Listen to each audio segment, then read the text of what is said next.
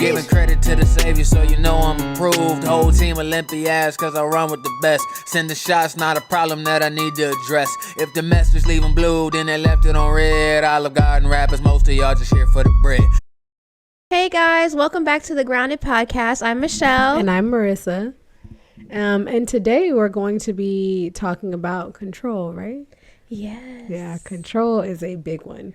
I know I always say that they're big ones, but they are. No, okay, yeah. But this one is, because I know how it plays in my life, because I'm like sort of kind of like a control freak. Let's just call it how it is. Time. You know what I'm saying? Like, let me just call it how it is. Other people have told me. I took forever to admit it to myself, but we're gonna go with it. The first step is accepted. So, step one. As long as you're no longer in denial. But yeah, it really is, and it also plays a big part in my life. I'm not a control freak, but like, I used to feel this way, but like if I didn't have I used to have control or feel like I had control of everything, and then you felt like you had control of everything. Okay, so I think like in my control, it's like I need to have control of everything around. The reason I said that I felt like I had control is because I know now with my relationship with God that I'm not really in control of stuff. No, absolutely. So that's what I was saying. Like when I like how you said like I needed to have control. Yeah, I needed to have control, but I didn't really have it for real. So it didn't really make a difference. And I was trying to see if like our control is the same kind of problem. It is, but I feel like we respond differently to it. Yeah, that's true. And it's interesting because as you know, you've shared that God brought you to a place where you didn't have control. Same for me. I'm not going to say that's what made me turn to God, but that's when I was kind of like, okay, I'll pray. Like, okay, I'll talk, because it was like, God brought me to a place where I didn't have control of what was going on in my life. And the thing is that, He's revealed to me that He's going to use that place where I felt like I didn't have control as testimony later on. And like, He'll turn it around and it'll be like, oh, okay. But for instance, you remember like, I was like the friend, like if you had you gonna call, I have a problem, Marissa gonna figure it out. Mm-hmm. Like I'm gonna call. So it wasn't like I had control of people's lives, but I could be like, okay, if you do this is gonna happen. You take this route, you do this, you could do this. Like I could have 5 different options and 5 different results and whatever, you know what I'm saying? Right. So I was always helping everybody else, but I wasn't helping taking care of me. Well, you were definitely carrying the burden of a lot of people. Like some people would just call me we wouldn't have a conversation. I'm Marissa, how are you? Nothing. And so because of that, as you know now, like I used to struggle with depression and anxiety, but what I didn't know is I had high functioning depression and anxiety for like maybe 18 years at this point. And I'm 29. So for 18, like, because I had been taking people's things on since like kindergarten. I remember being in kindergarten and my mom being like, you can't take this on. And I'm stressing because my friend, I don't know, got something going on at home and I feel like I need to fix it. But God had to bring me to a place of where I felt like I had no control. Because if you remember in the part of my life when I really started like diving deep into God and praying, was when the depression and anxiety was to a point where I couldn't, like high functioning depression, I wasn't high functioning anymore. I wasn't really functioning. It got too heavy for me. I couldn't really pour into people anymore. Like I would try to help you, but it was taking more of a toll on me. Right. And then there was a few other things in my life where I was like, okay, these things might be going haywire, but these things are solid. And then God was like, oh, nope. Now those things we're going to remove, or we're going to not remove, but kind of like shake them up a little bit, And so it was kind of like all of my outlets were shaky. Right. So all I could do was be like, okay, God, I need you to do it, because I can't do it. So He had to bring me to that point, which is interesting now, but Yeah. No, it's crazy because I remember when I was in therapy, the main thing that I wanted to talk to my therapist about, I was telling, like, I have an issue when I can't control what's going on around me. Like, I instantly get anxiety and I feel the pressure of being overwhelmed in a situation. And he was just like, well, what do you do when that happens? And I'm like, well, when I'm in the car and I'm not the one driving and someone else is driving me, and I like can see an accident about to happen, like right before, it plays in slow motion right before me.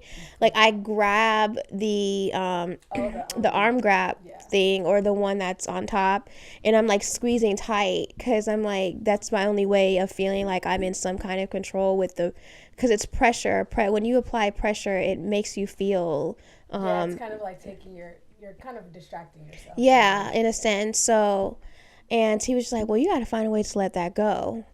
And I was just thinking, as you were saying that, I'm like, really the best way to let that go is when you surrender. Yeah, because back then, I don't think we were really letting it go. Like, we were just taking it and kind of like pushing it, like, no, I'm fine. Yeah, I definitely think that I would push things to the back of my mind and just let it harbor there, and slowly over time, like the thought of it would go away.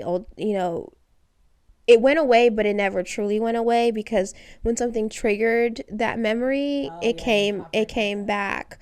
So no, when you truly surrender to God and you surrender your, bad thoughts or bad feelings or any kind of anxiety, overwhelmness, or depression, like you were saying that you're feeling, when you truly give that to God, that's when you truly experience His peace. Yeah. And it doesn't come back. There aren't any triggers that bring it back, because you've surrendered it, and He's when you truly healed and you've given it to God, then it's gone. Yeah. I remember when I was maybe a month or so ago, I was ministering to one of my friends, or we were just having a conversation, but I was ministering to her, and I said, if you feel like things are out of control, good. If you feel like you're out of control, good. Because when you feel like you're out of control, you're literally, your hands are up. That's a position you need to be in.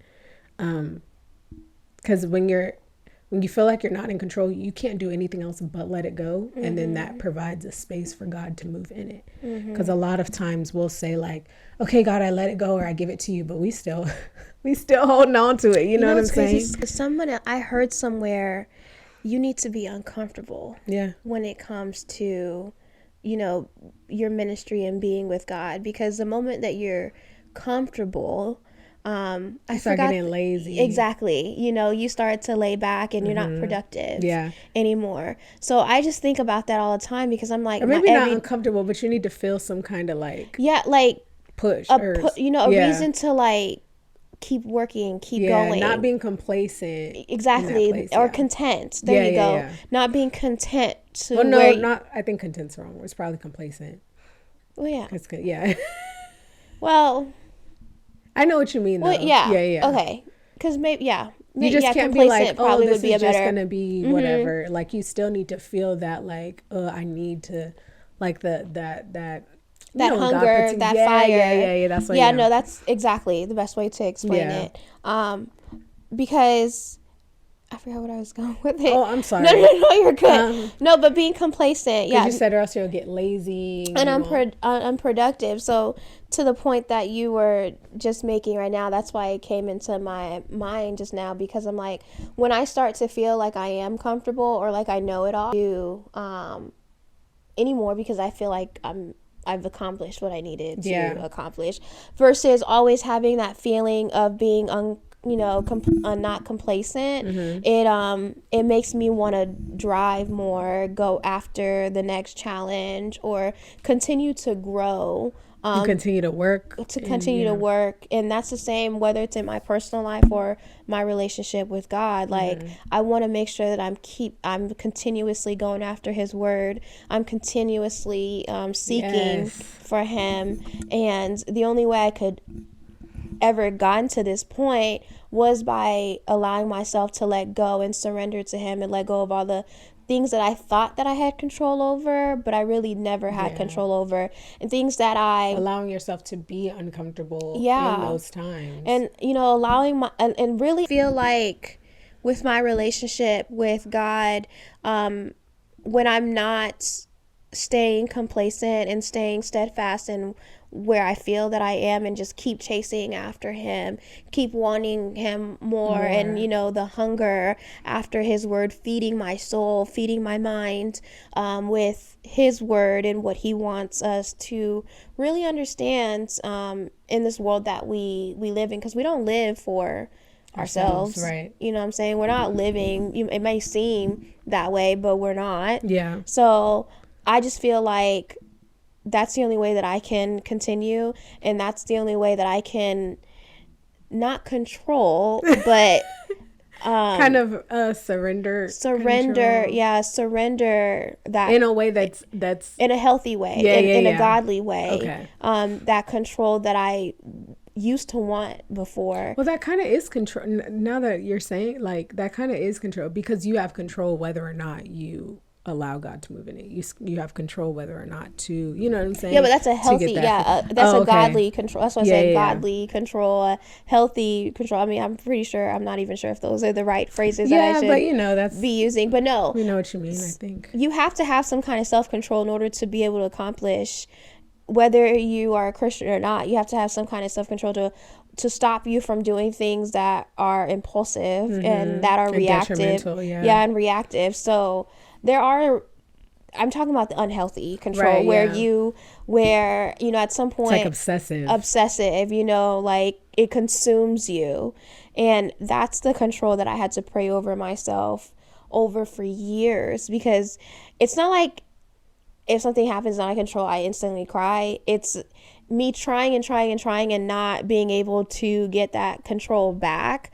That's when I get to the point of frustration and feeling anxiety. But now I just realize, you know what, God, I tried and I tried again and I'm still not getting it. So now it's in your hands. You tell me what you want done or what I need to do. Or maybe I just need to sit still for a second so that way you can show me a different way that I'm not seeing because I'm being so impulsive and reactive right now because I'm upset. Yeah. And if I'm being very honest and transparent, although I've come a long way with control, that's still something that I still have to pray for. That's still something that I still struggle with. And to your point, when you were saying about like complacency or kind of just staying, you know what I mean, not really chasing growth, but in my relationship with God, like the last maybe not last month, but a few months ago or whatever, I was at a place where I was like, okay, I'm comfortable. Like, this is good. Like, I got to hold on this. Like, this is okay. God, you told me here. And then I think that I kind of just got into the motions of like, okay, this is just what, rather than being at his feet, like the way I was when I was crying every day, being at his feet in the same way that it was a shift because it was a different season, which obviously you have to adjust the way that you handle the relationship. But I think that I was handling it in a way where I was just kind of like, okay, well, I'm more comfortable here, so I must not need to, not that I didn't need God, but I must not need to be here all the time. You know what I'm saying? So I've gotten back to that, which is difficult to do with all the things that we have to do. Well, no, yeah. But it's something that I'm working on because it is a priority in my life. But it's difficult to switch seasons and not, which I think he understands. I think he knows that. That's why there is a transitional period, kind of. It's transitioning into how to handle your relationship with God in a new season where everything feels different. So obviously it's not going to feel the same. Right. You might not have as many encounters. You might not you might not need to cry your heart out all the time. You might not need, you know what I mean? So it changes the dynamic of but it shouldn't change the dynamic of the relationship. It changes like what you're saying and stuff. You know what I'm trying to say? It just changes your language. And I know you were talking about when you went to therapy before. When I went to therapy, because I had to go to therapy when I first started therapy, I think I still wasn't like chasing after God like that. I was just kind of like, oh my gosh, this is overwhelming. But he kind of how you were saying you needed to find a healthy way. My therapist was telling me that as well, but I think that I was just kind of like, I mean, but I've been able to handle it, so why can't I handle it now? Why, like, I just need to get whatever pushed me over the edge. I need to get that off so that I can continue doing the way that I was doing. Right. And he was just kind of like, no, just because that is the one thing that tipped you over, it was a buildup. It wasn't just, you know, that one thing. And I think it's great that we figured out that us having control, we were never supposed to have control. That's why it feels so overwhelming. Right. Because that's usually when I feel very overwhelmed and like, oh my gosh, I just don't, is when I feel like, if I feel like I'm losing control of something, that meant that I, at some way, felt like I was controlling something. Yeah. You know, I think the one thing that people don't realize that we all struggle with a little bit is, yeah, God, you know, take this over, but you know, when we get to this part, I'm gonna jump in and help you out because for real, it'd be like, God, I don't think you get the way that I wanted to. The way I wanted to. Yeah, like, this is how it be. It'd be like, okay, God, you said you was gonna do this. All right, great. I trust you. But can we make sure that you know, when we get there, can we do it like this? Because I think that would be great. I think that would be real. You know what? I need it to happen. And he's like, you have no clue. You know what I'm saying? Or like, you don't even have the credentials to even try to tell me how to do this for you. Like, the credentials. Like, you hear that? God, the credentials. Like, God, I know you told me I was gonna have this house and everything, but like, can it just be like, can I have it like next year? See, you saying credentials, I'm thinking it's above our pay grade. It's above me. It's above me to even try to ask. But I mean, you can ask, but like to even try to really, like, it's kind of like it would be nice if if that's how you feel, you need to be like, oh, it would be nice for this to happen, but God, if it doesn't, your will be done. That's like, okay, if you feel like you just need to say it to God, say it. But still know it's his will over yours, period. Absolutely. But there have been times I'm like, you know what, if it's not your will, then I completely understand. Be like, but but God, I pray that it is. You know what I'm saying? Like, you know, God, I really need to win this lottery. But if it's not your will, at least let me hit 2 numbers and I can get like my money back. No, wait.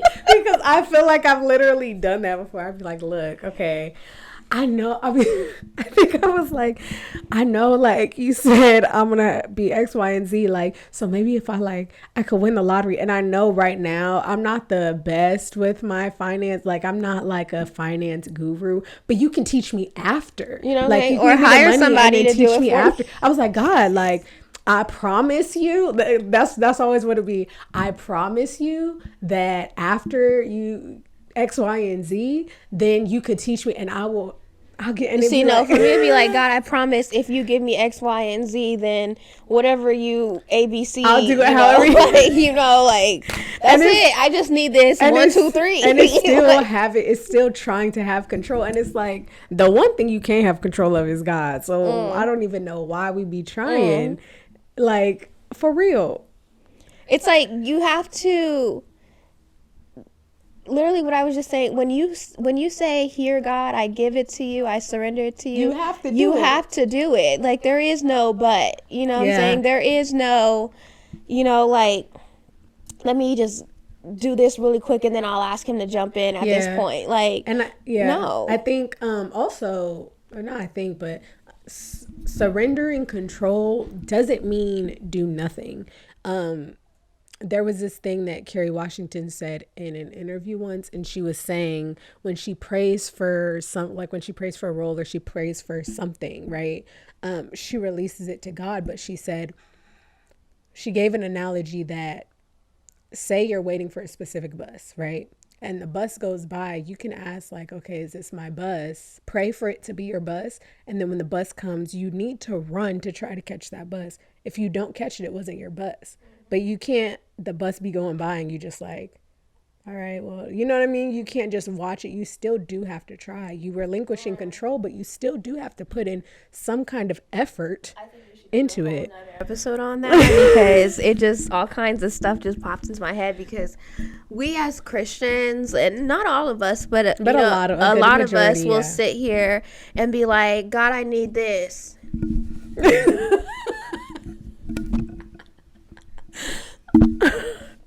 God, when are you gonna you remember Tuesday I was like, God, I need.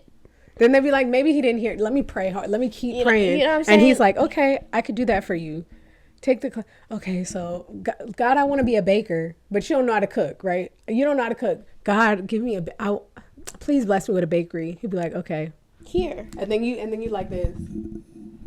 So God, you weren't gonna give me a baker too? Like that's not what you asked for. You said you wanted to be you wanted to get a bakery. You're not taking no classes. You're not learning how to cook. You're not doing none of the things. That is okay. That's all part struggle. That's what faith without works is dead means.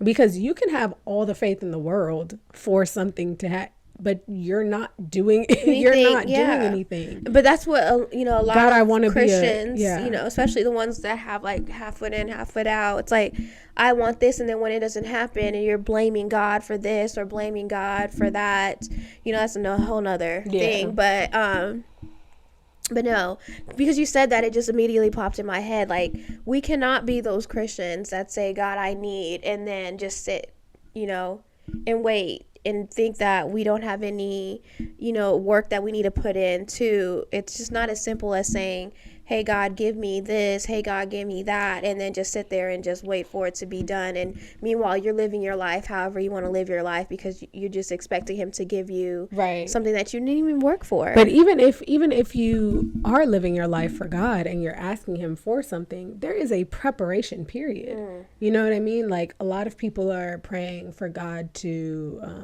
for them to be married or for them, you know what I'm saying? But they're not doing the steps to make sure that they're a good husband. They're you know what I'm saying? They have the things to be a good husband or a good wife. I want a husband or I want a wife, but you're fornicating every every other day. God, I want my husband to be rich, but you don't know nothing about finances. You don't know none of this. I want my husband, or my wife to be X, Y, and Z. Are you that? I want them to be so caring and loving and affectionate. I want them to be so attentive. Are you attentive? Are you affectionate? Are you know what I'm saying? Yeah.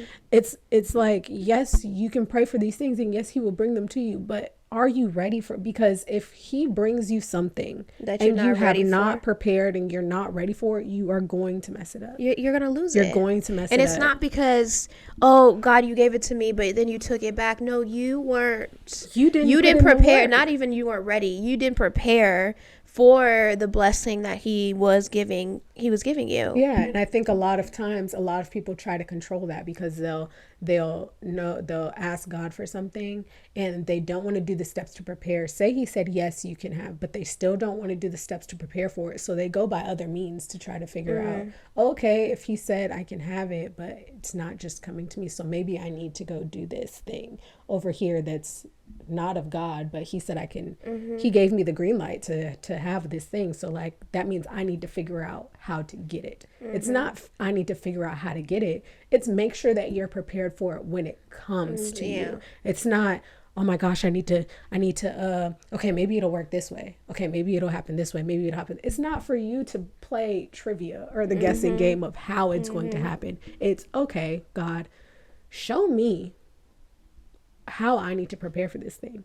When this thing happens, am I going to be ready for it? Mentally, spiritually, emotionally, financially, you know what I mean? Like, can I handle the blessing that I'm asking for? Like, I know people pray for children all the time, but if say you have all this childhood trauma and all of these things, and I'm not saying don't pray, you don't want a kid, but if you have all this trauma and maybe you're reactive, or maybe you don't have a hold on your anger, or maybe all of these things, you can still be blessed with a child, but work on that. You know what I'm saying?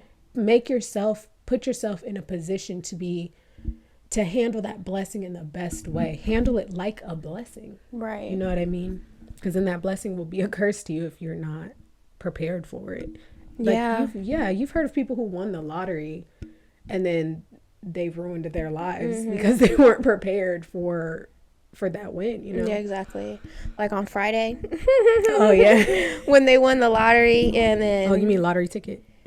No, Friday. Remember, because they moved up to Rancho Cucamonga. Oh, and next then, Friday. You know, he had to bring it, you know, Ice Cube's dad had to bring him to live up there with him to get him out of the hood. And then they ended up losing the house anyways because they spent all the money on just... Yeah. Not good you stuff. You praying to be rich, start taking some finance classes to get your financial literacy together. Because I you know, I've learned, like, okay, I was praying for things and then and God was like, yeah, okay, I'll give that to you. And I was sitting there like, just waiting. First of all, I was thinking like, okay, you say you'll give it to me, so like next month, right?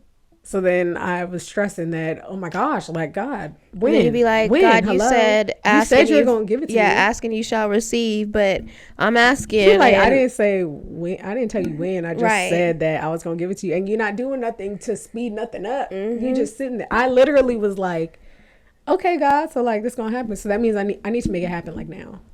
Like now I can make it happen, and I got your blessing behind it, so it's gonna happen right now when I want it to happen. Right. And he was like, no. And because of that, things went left to the point where it's like, okay, God, I literally tried everything that I can do in my own power, so now I have to, you know, release it I to have you. to release it to you again. And this is after I've already, you know, rededicated my life to God. This is part of the journey, you know what I mean? So don't think that this is like, oh, we give our lives to God and we don't have that struggle. We still do. No, like it's a constant battle.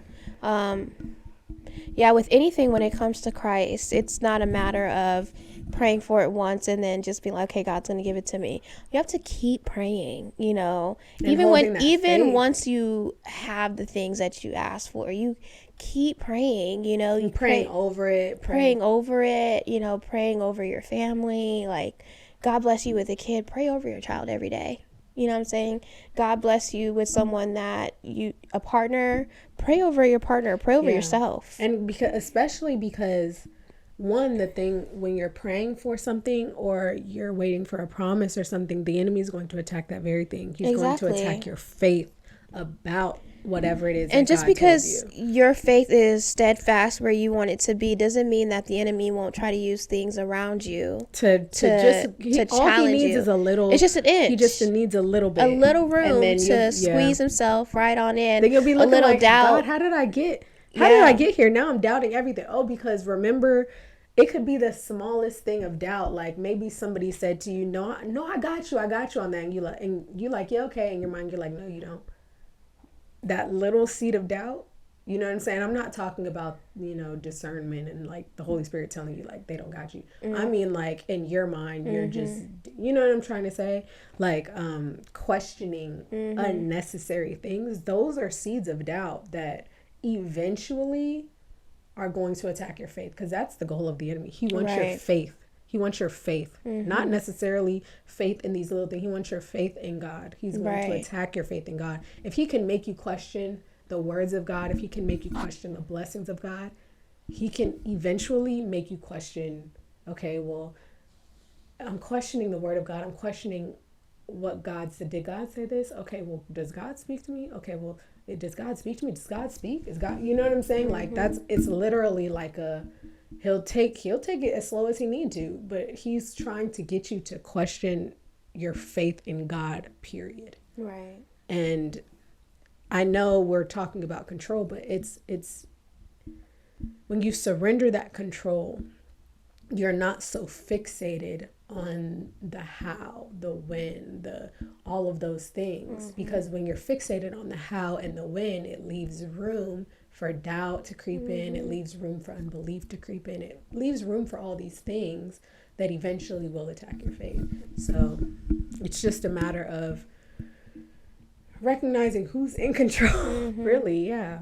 Is there anything that you feel like, well, I think you shared in your testimony, you felt like you were in control, but is there any way now, since rededicating your life and everything, is there anything that happened where you were just kind of like, I wish I could control this, but I have to give it to you? Yeah, I mean, right now in my life, probably just like finances. Okay. And not because it's not there, it's just because I want more, want more for my life, more for my family. So that's a constant. Every single day I gotta be like, I know, God, you have everything in control. I am where I am because this is where you place me. So there's no doubt or question in that.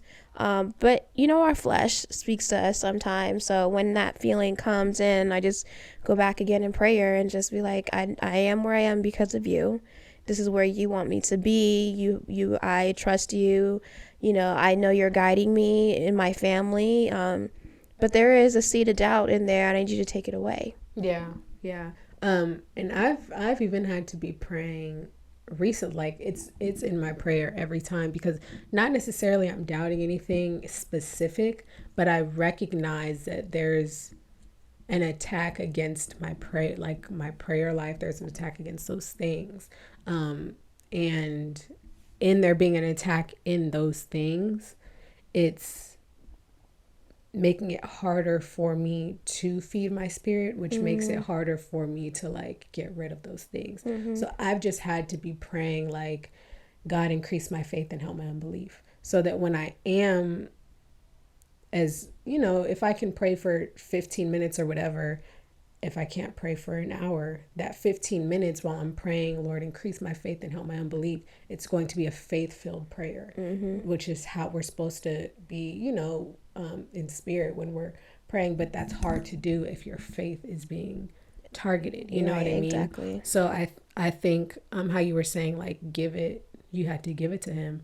I don't think there's anything wrong with releasing control to him, but still wanting more. And maybe when you recognize that that's happening, maybe those are times to continue to go to God. Maybe he's allowing you to continue to feel that way, or continue to want more, or he might not take that feeling away immediately, because maybe he wants you to keep coming to him and praying about removing it. Maybe, you know what I mean? Maybe he's trying to use that thing to call you closer to him or something. Right. You never know. Yeah, no, I think that was well said. Just he never wants us to stop coming to him. So I think if there's anything that anyone can take away from this message that we gave today, would be to always seek God. You know what I'm saying? Like, I think that's Matthew 6:22 or 23. Something like that. I'll recheck that for reference. But no, but it is to seek the kingdom. So seek ye first the kingdom of God, and everything will be so to you. That's really all he's asking us to do. You want to do something, go to God first. Yeah. Like, I know some people, example as like a parent and a child relationship, or even an adult child to a parent relationship. It's like, you don't really need to ask for permission, but at least let me know what's going on. No, you said an adult child. Yeah. Adult child relationship. Yeah. Let me know what's going on in your mind and stuff like that, and with God, again, it's like, before you do something, ask him to, or ask even a friend to pray with you, or lay your hands on, or your partner, if it's something that you are going into as a union, to see if that's where if your heart's in the right place, and if that's where God wants you. Yeah, he'll let you know, because he'll let you know instantly. And honestly, the thing that we all like to ignore is that everyone has that when it's of God.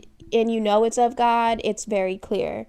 But the minute you start feeling like something's off, don't keep going. We like to ignore it. You know what I'm saying? Don't keep going. Pray. Yeah, and also, how you said you'll know it's of God. There's times where you can go into something, and it's not like you might not feel either way. You might be like, God, I genuinely don't know. I genuinely don't know. You know what I'm saying? I don't necessarily feel like it's bad, but I don't necessarily feel your yes. So continue to pray. Don't just, okay, God, you didn't tell me anything, so then like pray I'm harder. gonna assume. Keep praying. Pray harder. Keep seeking. Take every aspect. Maybe it's a new job. Maybe you're moving to a new city. Okay, God, I'm thinking of buying this ticket. And make sure when you're doing these things, like, God, if I'm not supposed to be, do not let me get on this plane. If you know what I'm saying, just to make sure that you're not putting, because sometimes if you have your mind made up, God could have told you, but you didn't hear, you didn't hear the answer. Yeah, you didn't hear the answer because it wasn't what you wanted to hear. And that, let me tell you, no, I that's just taking seriously, I just say pray, keep praying, and sometimes pray harder. Yeah. Pray harder, stay steadfast in your prayer. Don't allow outside distractions to move you in a way if you're not ready to be, if God's not ready for you to move. So like we said, when he wants to give you something, or when he shows you a blessing that's about to happen in your life, like, it's very clear. So if it's not clear, then it's not time to move yet. And the thing that has helped me, which I heard, was that if God wants you to do something quickly, he'll kind of nudge and push. The enemy will pressure you. The enemy will make you feel rushed. God's not going to rush you. He's not in a rush. It's not like, oh my gosh, if I don't accept this right now, it's gone. That's not God. If that helps somebody with their discernment and decision making, maybe, you know what I'm saying? Maybe that would help. And also, how you were saying, seek God first. As far as control, the word says, as your favorite scripture says, for I know the plans that I have for you.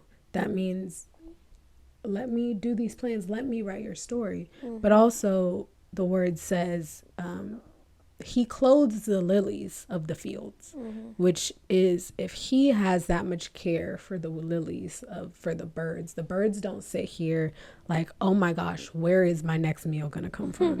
They know they're going to eat something, you know what I mean? Because he's going to provide it. Exactly. And they're not fighting for that control over it.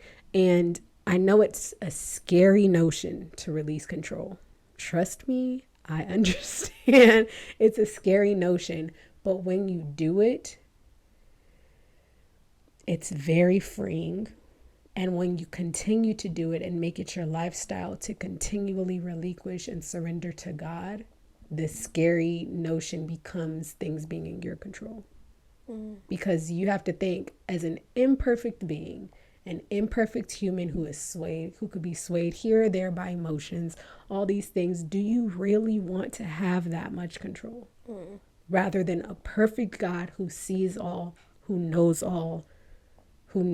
what's coming, knows how it's coming, knows how to, you know what I mean, give you your way out. I would much rather he be in control than me, who I don't know all, I can't see all. I just, you know what I'm saying? Right. It becomes scary to feel like, oh my gosh, this is on me. Right. Rather than like, this isn't necessarily on me.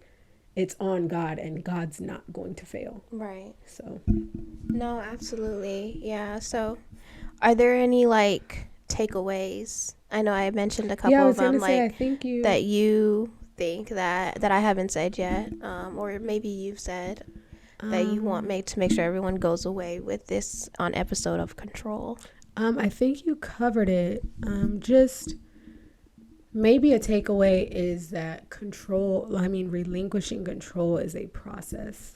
We're not meant to have control of certain things. Yes, we have power of the tongue. Yes, we do have promises and authority in God, but that doesn't mean we're supposed to manipulate things. We're not supposed to manifest things through our own power to control them. We're not supposed to do all these other things, witchcraft, whatever, to control circumstances. That's not what we're meant to do. We're meant to use our authority and the power of our tongue and things like that to come in agreement with God and do those things. Yeah. So that's where control. So I just wanted to say that, but also control's a process. So if you're right now trying to I'm trying to give it to God, I'm trying to give it to him, right? But you're struggling in doing so, keep pushing. I promise you, you will get it. Yeah. Keep pushing, keep trying. And if you're saying I'm giving it to God, but you're finding it hard, tell him. Tell him that. I've had to be like, God, I'm releasing this thing to you that I really want, right? It could be the thing that you want more than anything in this world or whatever. I'm releasing this thing to you. Or I'm saying that I'm releasing it to you, but something in me is not releasing it. But you know what I mean? You're going through the motions of trying to release it. Let him know. He just wants to hear it. God, I'm struggling. God, I'm having a hard time giving this to you. God, every time I release it to you, I pick it right back up because I feel like I need to have control. God, I'm afraid of not having control. God, there's fear where there's not control. Talk to him. Right? Like just honestly, yeah. And I pray that anyone who is struggling with anything in their lives that they want to let go, surrender to God, that God opens your heart, opens your mind in order to in order to allow you to practice your free will, to just speak to him like you were speaking to a close friend or a family member, someone that you can confide in. I pray that he just opens your heart to allow you to do that with him, so that way you can build that relationship if you don't have that relationship with him already, or even if you have that relationship but it's not the greatest and it's basically on contract when you feel like you need God, then I pray that I pray that you open your heart to allow him to just come to him at all times, not just when you feel like you need him, but when you feel like you don't need him and you just, need someone to talk to him, because even if you don't feel like you need, just talk in general. Yeah. Exactly. Talk to him when you're happy, when you're sad, anyone who is struggling, who is, living day by day because they have something that they cannot release to him, let go to him, surrender to him. I pray that this week that you find it in your heart, that God shows you a way to surrender your thoughts and feelings and things that you can't control to him, because he's really there and with open arms waiting for you to surrender all those things to him. Yeah. All right.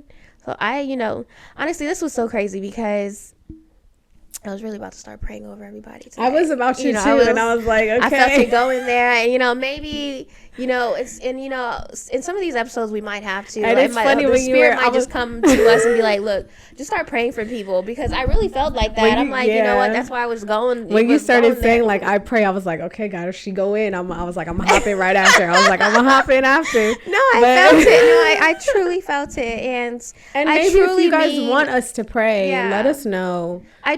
We truly mean not just me, because Marissa and I have been friends for such a long time. Like, I feel like I know her well enough to say from the both of us, like, we truly mean the things that we say. And the reason why we are here is because God led us to be here, and we wouldn't be here if we weren't ready to be here. We wouldn't be here if we were,